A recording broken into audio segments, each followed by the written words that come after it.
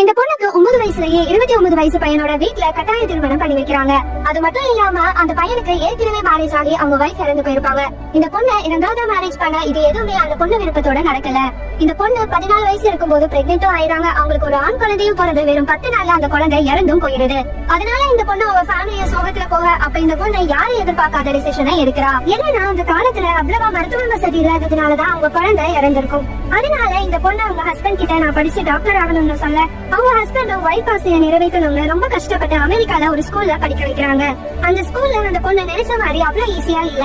என்னதான் அந்த ஸ்கூல்ல எல்லாரையும் விட பிரில்லியண்டா இருந்தாலும் அந்த ஸ்கூல் ஸ்டூடெண்ட்ஸ் விட இந்த பொண்ணு மட்டும் வித்தியாசமா ட்ரெஸ் பண்றது, அவளுடைய பிஹேவியர்ஸும் ரொம்ப டிஃபரெண்டா இருக்கிறதுனால ஸ்கூல் ஸ்டூடெண்ட்ஸ் எல்லாரும் ஒண்ணு சேர்ந்து அவளை கிண்டல் பண்றது, டீச்சர்ஸும் அந்த பொண்ணு தனியா கீழே உட்கார வைக்கிறதுன்னு நிறைய அவமானம் படுத்துறாங்க.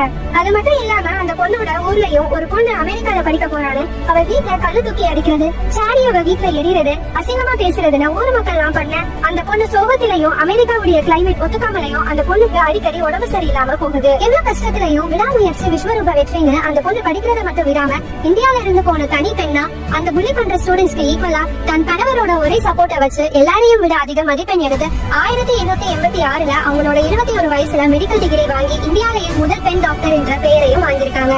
என்னதான் 9 வயசுல கல்யாணம் பண்ணி அவங்க லைஃபே போச்சுன்னு நினைச்சாலும் அவங்க ஆசையை மதிச்சு நிறைவேற்றுறதுக்கு அவங்களுக்கு ஒரு சப்போர்ட்டிவ் ஹஸ்பண்ட் கிடைச்சதுனால அவங்க லைஃபே மாறிடுச்சு.